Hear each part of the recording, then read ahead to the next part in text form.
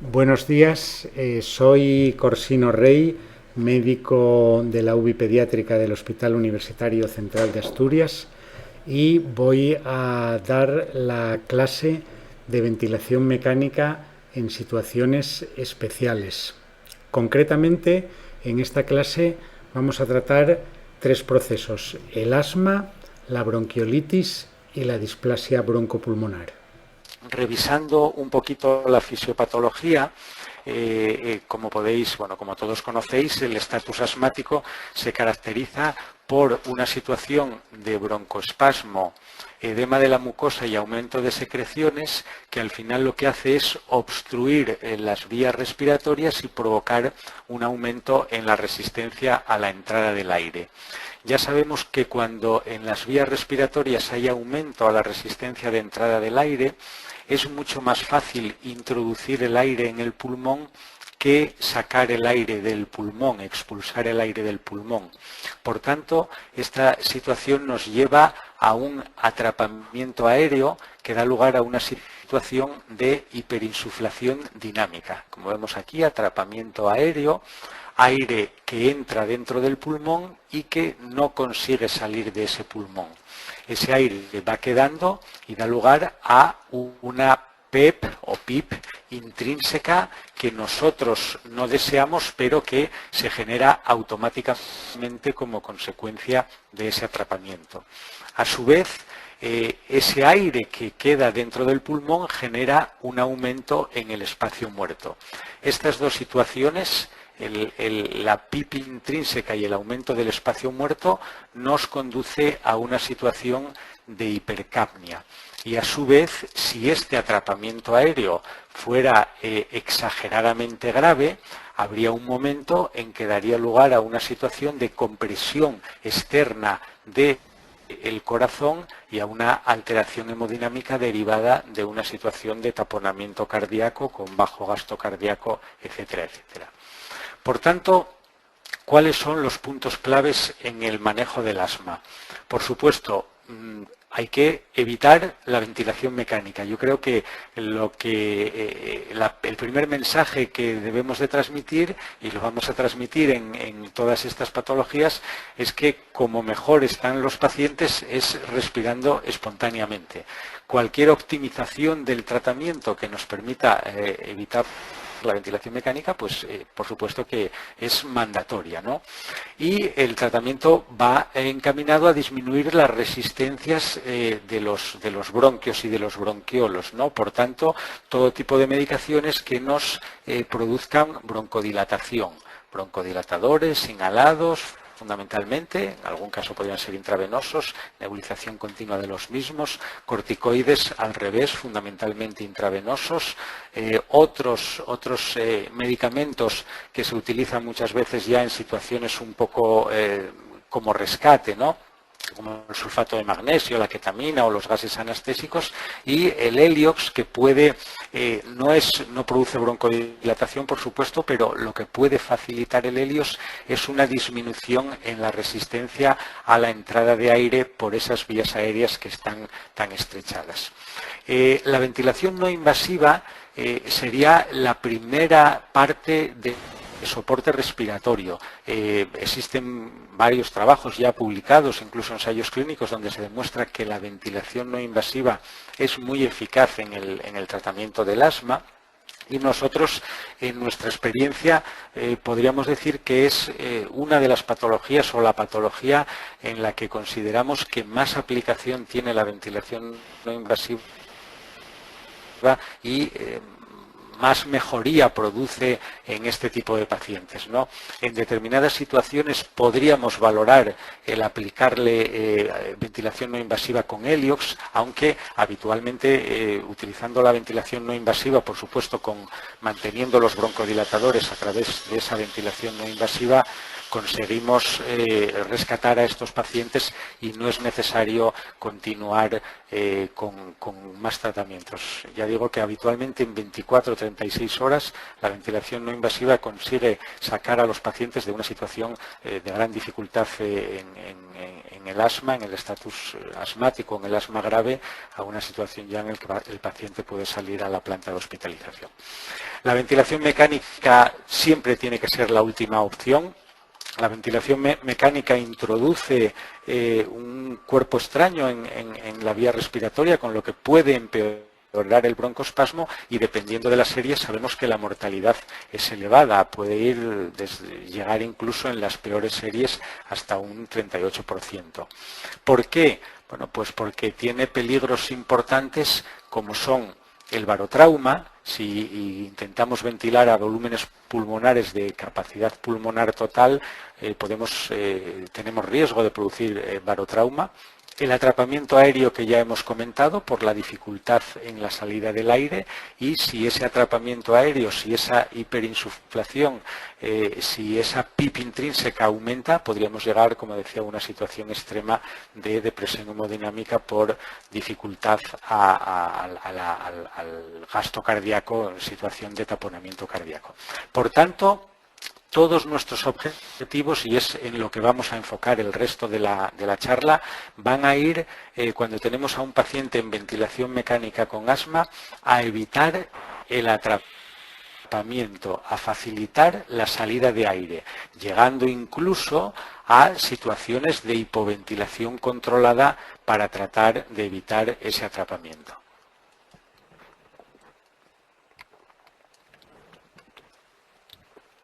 ¿Qué indicaciones tiene la ventilación mecánica? Pues habitualmente tratamos de llegar hasta situaciones bastante avanzadas. No intubamos rápidamente a los pacientes con asma. Situaciones ya de parada respiratoria, de hipercapnia, hiposemia o acidosis que no podemos controlar, por ejemplo, con la ventilación no invasiva, o signos de agotamiento que tampoco podemos controlar con ventilación no invasiva, porque, como insisto, aunque va a haber una clase específica, cuando el paciente empieza con gran dificultad, la ventilación no invasiva le supone un soporte fantástico para evitar estos signos de agotamiento. Cuando intubamos al paciente, tenemos que estar atentos a expandir su volemia, ya que en el momento en que le conectamos a ventilación mecánica, pasamos de una situación de gran presión negativa dentro del tórax, presión negativa que estaba haciendo el paciente para vencer las resistencias bronquiales y introducir aire en sus pulmones con una gran presión negativa, pasamos de esa gran presión negativa a una gran presión positiva al introducir nosotros el aire con el respirador. Por tanto, lo normal es que haya una caída de gasto cardíaco y una hipotensión que nosotros tenemos que prevenir haciendo una expansión rápida de la volemia. Y en cuanto a la intubación, siempre se dice que es una maniobra de alto riesgo en estos pacientes y que por tanto debe ser realizada por una persona experta, utilizando premedicación con relajantes que no sean liberadores de histamina, por vía orotraqueal, por su rapidez y su mayor facilidad, y utilizando un tubo con balón del mayor calibre posible, porque probablemente este paciente lo tengamos que ventilar con presiones pico muy altas. Os acaba de comentar, creo, Alberto, que cuando hay una gran resistencia en la vía aérea, la presión pico aumenta debido a esta gran resistencia en la vía aérea, la diferencia entre presión pico y presión meseta.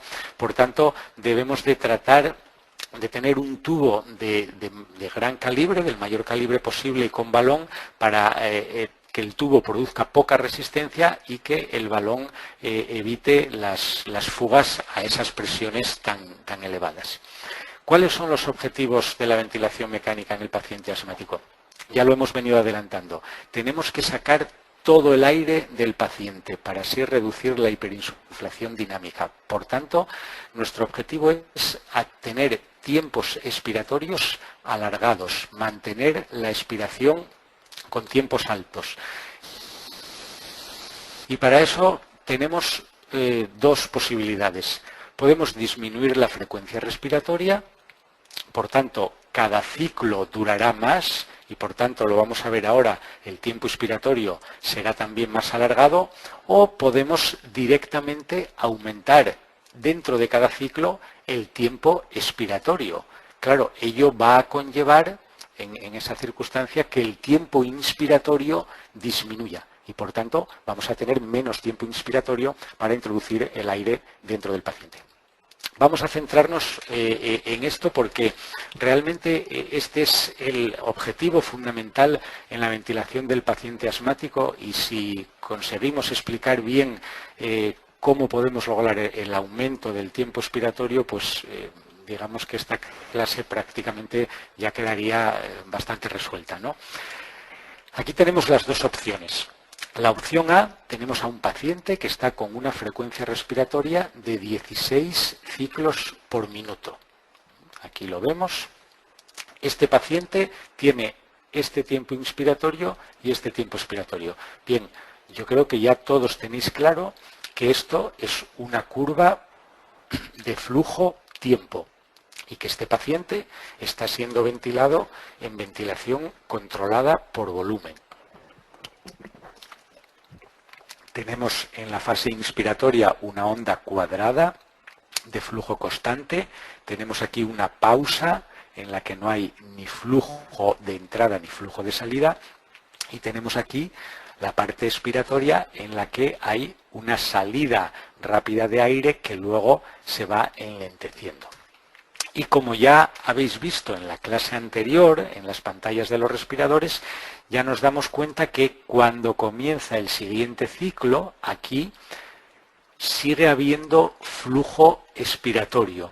Todavía no ha terminado de haber movimiento de aire en la expiración, lo que nos quiere decir que el paciente no ha tenido tiempo suficiente para eliminar todo el aire que tenía en su pulmón durante la expiración. Y ya llega el siguiente ciclo que le vuelve a introducir un flujo positivo, le introduce más aire en el pulmón y entraríamos en un círculo vicioso en que en cada ciclo el paciente iría atrapando un poquito de aire, ¿no? Hasta llegar a una situación pues muy grave. Primera opción para la solución es aumentar el tiempo expiratorio, dar tiempo suficiente para que, como vemos aquí, el aire consiga salir en su totalidad y el flujo al final de la expiración se haga cero. Primera opción, decíamos, es disminuir la frecuencia respiratoria. Entonces, en este caso lo que se ha hecho es disminuir de 16 ciclos a 12 ciclos por minuto. El tiempo inspiratorio aumenta y el tiempo expiratorio aumenta, porque lo que ha aumentado es el tiempo del ciclo. Vamos a verlo con números, que yo he hecho los cálculos previamente, pero esto lo podríamos hacer sobre la marcha. El paciente que teníamos en su situación basal estaba con 16 ciclos por minuto. En 60 segundos respiraba 16 veces. Cada ciclo, por tanto, si hacemos la división, son 3,75 segundos. Y suponiendo que tuviéramos una relación IE, que nos han dicho que es la que debemos programar, de 1,2, tendríamos 3,75 dividido entre 3 es 1,25 segundos. Una parte para la inspiración, 1,25 segundos, dos partes para la expiración, 2,5 segundos.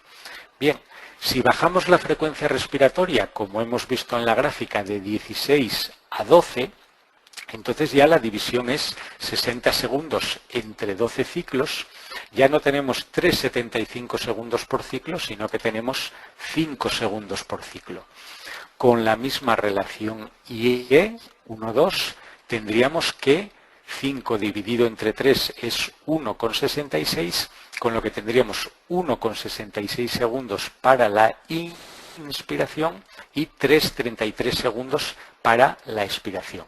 Hemos aumentado tanto el tiempo inspiratorio como el tiempo expiratorio. Y veíamos que con ese aumento de tiempo expiratorio dábamos suficientemente tiempo a que el aire saliera y evitábamos el atrapamiento. ¿Qué problema tenemos? Claro, Sabemos que nada es gratis en esta vida, ¿no? y que todas las cosas tienen consecuencias. Lógicamente aquí lo que hemos hecho al disminuir la frecuencia respiratoria de 16 ciclos a 12 ciclos es disminuir el volumen minuto de este paciente. Estamos quitándole 4 ciclos por minuto. Esto puede dar lugar a una situación de hipoventilación del paciente que tendremos que valorar. Probablemente, si esta situación es aceptable y la hipercapnia que produce no es muy grande, pues probablemente sea una opción válida, porque conseguimos evitar el atrapamiento. Pero tenemos otra opción, que sería la opción B, que es decir, bien, yo no quiero disminuirle la frecuencia respiratoria a este paciente, quiero mantener esos 16 ciclos, quiero tenerlo igual de ventilado que lo tenía, 16 ciclos por minuto.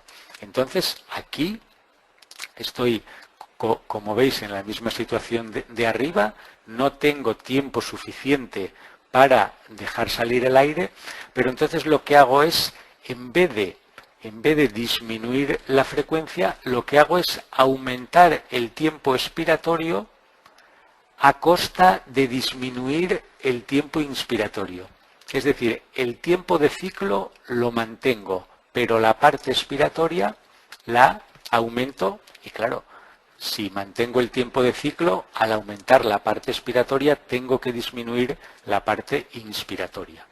Vamos a verlo con números. En este caso, como decía, mantenemos la frecuencia respiratoria en 16 ciclos por minuto y pasamos a una relación IE, perdón, aquí hay un error, sería una relación IE de 1,4. Una relación IE, como vemos aquí, de 1,4. Es decir, la duplico. Aquí tenía 1,2, un tiempo para expiración, 2 para expiración. Aquí paso a 1 de inspiración y 4 de expiración. Como vemos, el ciclo siguen siendo 16 ciclos, con lo que el tiempo de ciclo es igual que el que tenía inicialmente, 3,75 segundos. Pero la diferencia es que ahora tengo 5 partes.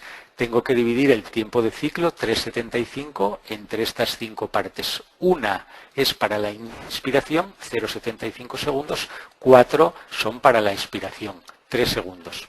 ¿Qué es lo que he hecho aquí? Pues aquí he disminuido el tiempo inspiratorio de 1,25 a 0,75, he aumentado el tiempo expiratorio de 2,50 a 3 segundos y he mantenido el número de ciclos, con lo que el paciente recibe el mismo volumen minuto. Pero tampoco esto es gratis, porque mantengo el volumen minuto, pero a costa de tener que introducir el aire en vez de en 1,25 segundos, en 0,75 segundos. Aquí podía introducir el aire en un segundo, con por ejemplo 0,25 segundos de pausa. Aquí tendré que introducir el aire en 0,5 segundos con 0,25 segundos de pausa. ¿Y qué es lo que ocurre? Lo vemos aquí. Vamos a fijarnos primero en la expiración.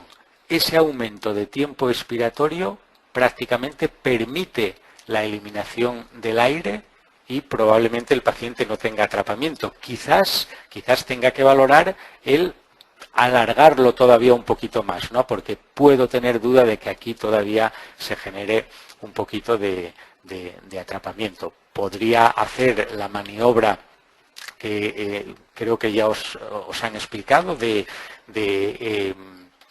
autopip, de hacer una pausa expiratoria y medir si tengo una PIP intrínseca, ¿no? Pero aquí podría tener dudas y quizás esto todavía habría que ampliarlo un poquito más. Pero ¿qué es lo que me ha pasado en inspiración?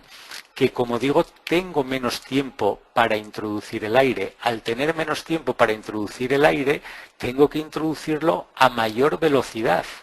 Aquí lo estaba introduciendo a 50 litros por minuto porque tenía todo este tiempo. Aquí, que tengo menos tiempo, tengo que introducirlo a 80 litros por minuto. Esto es un paciente adulto que está ventilado aproximadamente con 600 mililitros de volumen tidal. Claro, este aumento de velocidad sabemos que también nos va a generar un aumento en la presión pico. Si aumento la velocidad de flujo, manteniendo las mismas resistencias lógicamente, pues también tendré un aumento de la presión pico. Bien, todo eso son aspectos que tengo que valorar para un poco decidir si ese aumento de la fase expiratoria es mejor que la haga disminuyendo la frecuencia respiratoria, es mejor que la haga aumentando la relación IE de 1,2 a 1,4 o es mejor que la haga combinando ambas posibilidades. Podría disminuir la frecuencia respiratoria de 16 a 14 y aumentar la relación IE, por ejemplo, de 1,2 a 1,3, con lo que tendría las ventajas y los inconvenientes de cada una de las dos partes, pero atenuadas, ¿no? Porque la disminución de frecuencia respiratoria sería menor y la disminución de tiempo inspiratorio también sería menor. Bien. Seguimos. Aquí esto lo voy a dejar un poco en el aire porque en la clase fundamentalmente de fisiología se os va a explicar, pero ya quiero ir dejando el mensaje de que cuando tenemos que utilizar tiempos inspiratorios muy cortos en la que tenemos que introducir el aire con flujos altos y resistencias muy altas, el volumen control permite que aseguremos que el aire que nosotros queremos introducir, que el volumen tidal que nosotros programamos, realmente entra dentro del paciente. Y ya digo, como veréis luego en esas clases, os dejo ahí el mensaje en el aire, la ventilación por presión puede tener dificultades para introducir ese volumen corriente en pacientes obstructivos. Bien. Como digo, con esto, si esto se entiende, es el objetivo fundamental en la ventilación del paciente obstructivo, del paciente asmático o, como veremos luego, que será repetición, del paciente obstructivo con bronquiolitis. Otros aspectos que debemos de considerar, por supuesto, hay que evitar el volubarotrauma y para ello, como veis, nos fijamos más en la presión meseta o nos fijamos solo en la presión meseta y no nos fijamos en la presión pico. En la presión pico no nos debe de asustar porque la presión pico se queda en el bronquio, no llega al alveolo. La presión meseta es la que está en el alveolo y la que nos puede producir el volubarotrauma. Debemos de mantenerla por debajo de este límite de 35 centímetros de agua. Y luego debemos también considerar el tema de la autopip. Nosotros hemos hecho todo esto para evitar la autopip y por tanto ese paciente nunca debe de tener una PIP total máxima de 5 a 10 centímetros de agua. Es decir, si generara algo de autopip y nosotros le queremos programar también algo de PIP externa, esta nunca debe de superar los 5 o 10 centímetros de agua, la suma de las dos. Vamos a ver luego en la displasia broncopulmonar que existe una situación en la que debemos de programar nosotros cierta PIP o PEP para evitar el colapso de la vía aérea distal, que si ocurriera en un paciente asmático también lo tendríamos que realizar.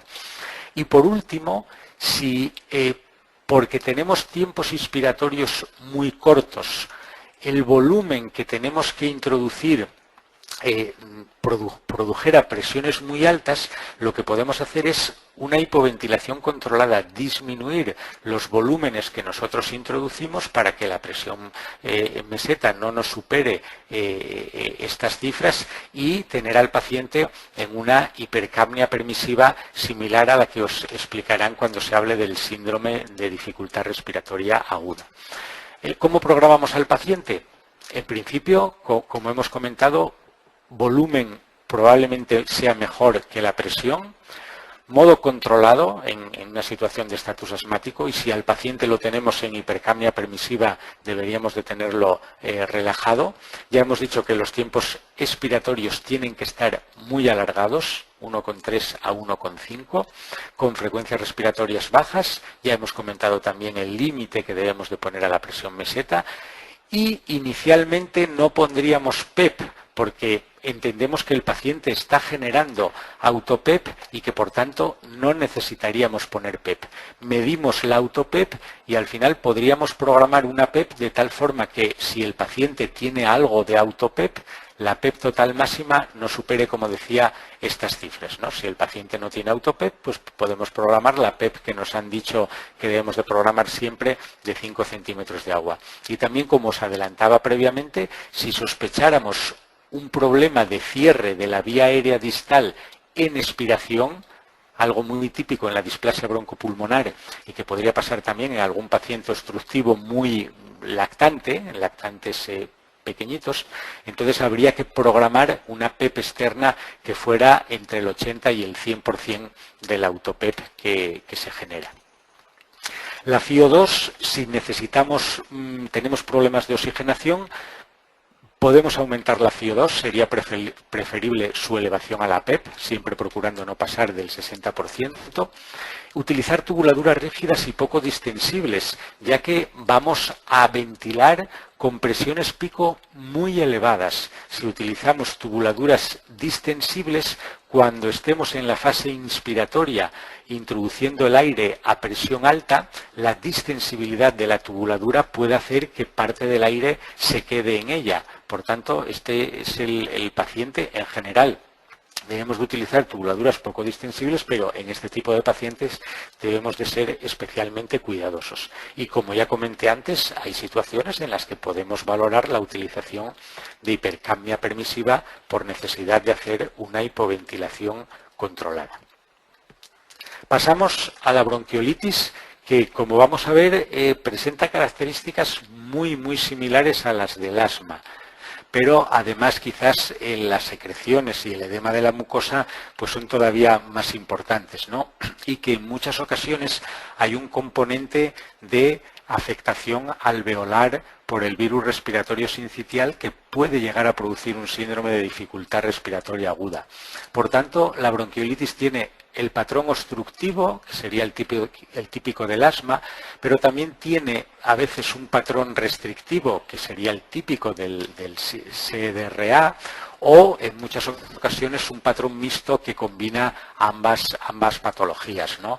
Y en esas situaciones de patrón mixto es cuando tenemos que pues hacer todavía más arte en el tema de la ventilación y ventilar al paciente con características, digamos, intermedias, ¿no? Aunque habitualmente en los pacientes que tienen componente restrictivo, este es el componente que debemos de tratar porque es el que suele predominar. En los pacientes obstructivos puros los trataremos como pacientes asmáticos. Aquí tenemos la fisiopatología de la obstrucción, es totalmente similar a la del asma, por lo que no la vamos a repetir, y la fisiopatología del patrón restrictivo sería igual que en el síndrome de distrés respiratorio agudo, con una disminución de la distensibilidad, con zonas, como vemos aquí, que no están reclutadas y con un shunt, por tanto, intrapulmonar de zonas que están con circulación pero no están con ventilación. Una característica que debemos de tener en cuenta a veces en el paciente con bronquiolitis que mantiene una hipoxemia a pesar de que lo tengamos bien reclutado y que nos dé la impresión de que no podemos, la causa de esta hipoxemia pues no es el shunt intrapulmonar, es considerar esta situación en que a veces estos pacientes entran en una situación de cierta hipertensión pulmonar y son portadores, sobre todo los lactantes más pequeños, de un foramen oval todavía permeable, y esa hipertensión pulmonar hace que se produzca un shunt a través de derecha e izquierda, a través del foramen oval, que puede también justificar en ocasiones la existencia de esa hipoxemia. Es algo que debemos de tener en cuenta.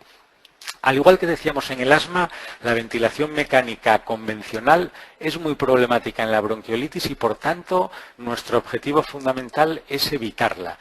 Por ello, optimizar el tratamiento y adelantarnos, intentar manejar a los pacientes con bronquiolitis ya en fases precoces, con una buena hidratación, oxigenoterapia si la necesitan, fisioterapia.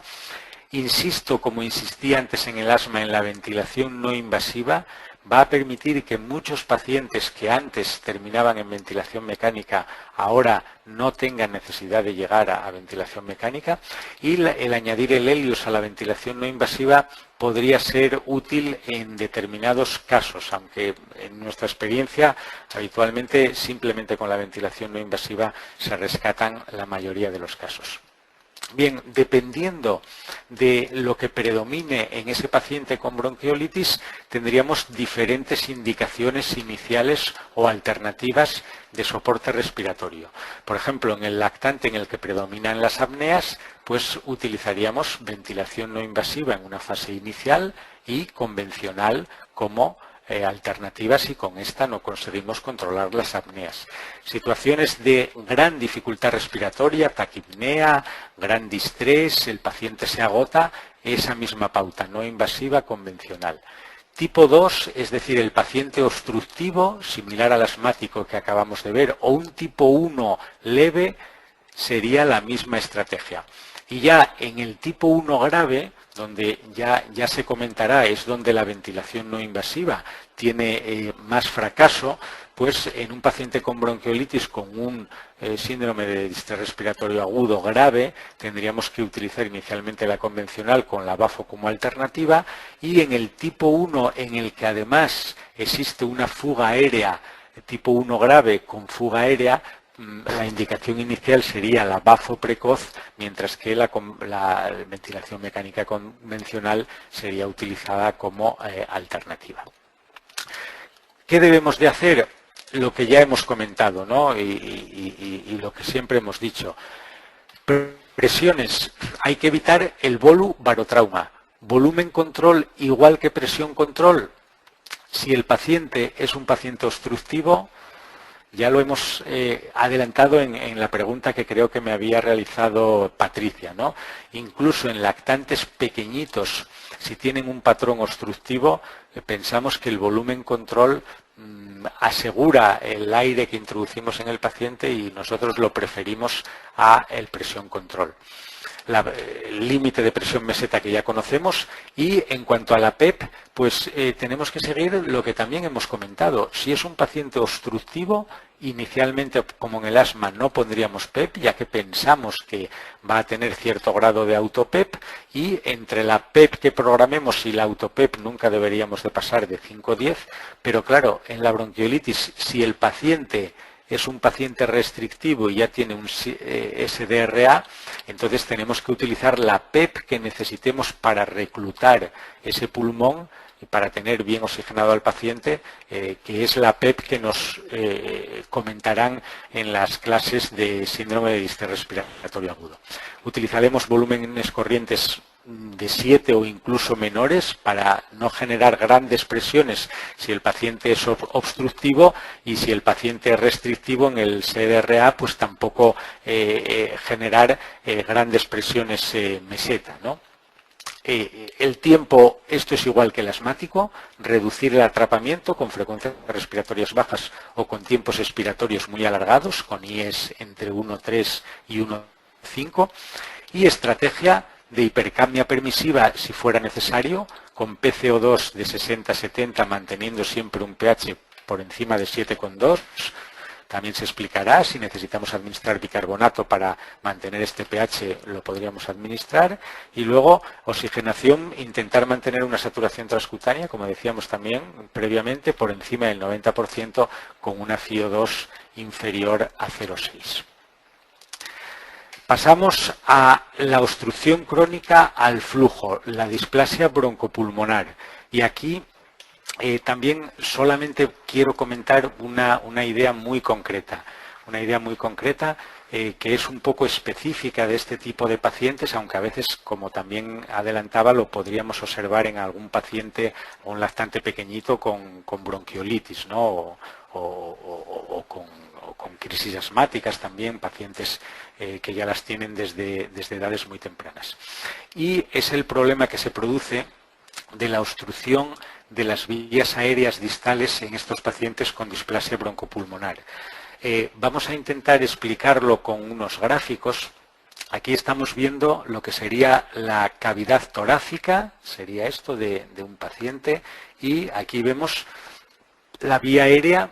Esto es el cartílago, y vemos que en la parte distal de la vía aérea, en estos pacientes de edad tan temprana, no hay cartílago, con lo que esta parte no es rígida, sino que es flexible. Cuando el paciente respira una respiración normal, la presión que hay en la caja torácica, esta presión es negativa, la presión dentro del alveolo es positiva porque hemos introducido aire, y esa presión positiva en la expiración cada vez se va haciendo menor hasta llegar a cero cuando hemos expulsado todo el aire, vamos, hasta llegar a igualarse con la presión que hay afuera de la vía aérea, que consideramos que es cero, ¿no? Para hacer las cosas más sencillas. Entonces, en principio no hay ningún problema, pero en el paciente con displasia broncopulmonar, que hay una obstrucción crónica al flujo aéreo, el paciente en expiración, sabemos que respiran con quejido, y esto es para ayudar a la salida de aire, porque como hemos dicho al principio, cuando hay una obstrucción al flujo aéreo, tenemos más problemas para expulsar el aire de nuestros pulmones que para introducirlo. Por tanto, el paciente hace una presión positiva en la caja torácica en expiración, tratando de eliminar ese aire. ¿Qué es lo que ocurre?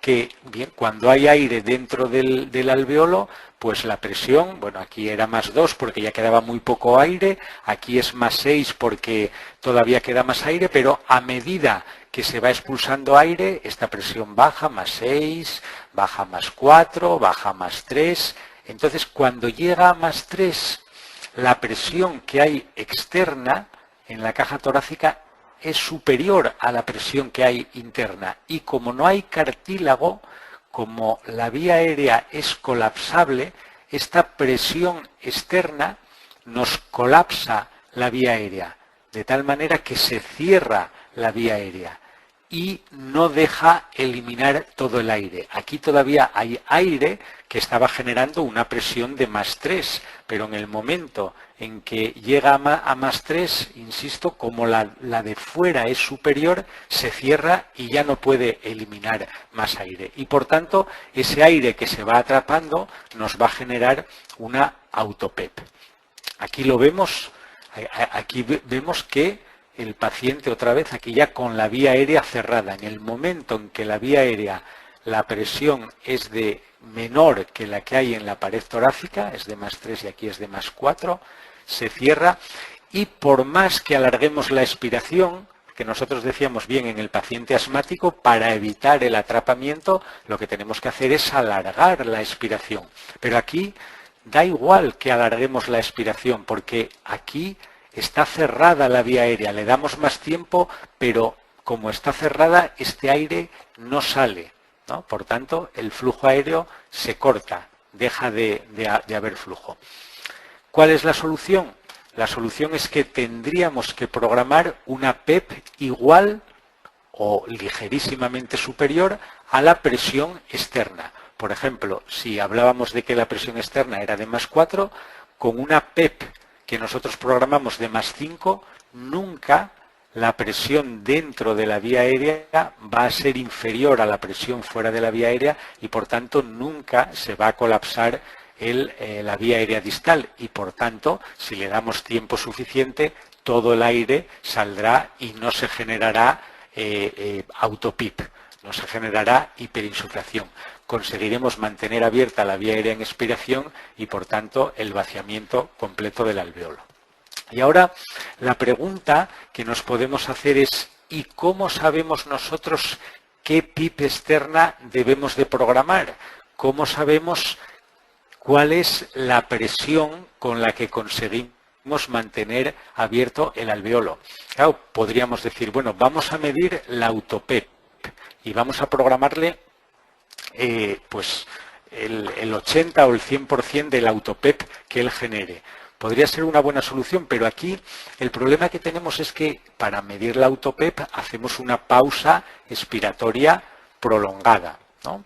De tal manera que tenemos mucho tiempo al paciente en expiración para que dé tiempo a medir esta presión. Pero como la vía aérea está colapsada, antes de que programemos nosotros la PEP externa, no nos mide el autoPEP real en el alveolo. Aquí nos estaría midiendo una PEP de 3 que además se haría 0, porque esto al final, aquí este aire sí que se acabaría expulsando.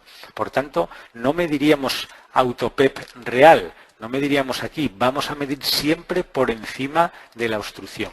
Entonces, un truco que tenemos que nos puede ayudar es medir, en vez de la presión, la autoPEP en pausa expiratoria, medir la presión meseta que antes se comentó, haciendo una pausa inspiratoria, porque sabemos que en inspiración esta vía aérea está abierta, porque las presiones que hay aquí, la presión meseta es alta y va a mantener la vía aérea abierta. Entonces, tenemos la vía aérea abierta, es una medición válida de la presión que hay en el alveolo, que será una presión alta, porque la presión meseta pues, puede ser 25, 20, 22, es una determinada presión. Entonces, luego, nosotros programamos una PEP que, por ejemplo, intentamos programar más 5 de PEP, a ver si acertamos. Podríamos programar, en vez de más 5, a lo mejor más 2. Si programamos más 2, no acertamos, porque como esto es más 4,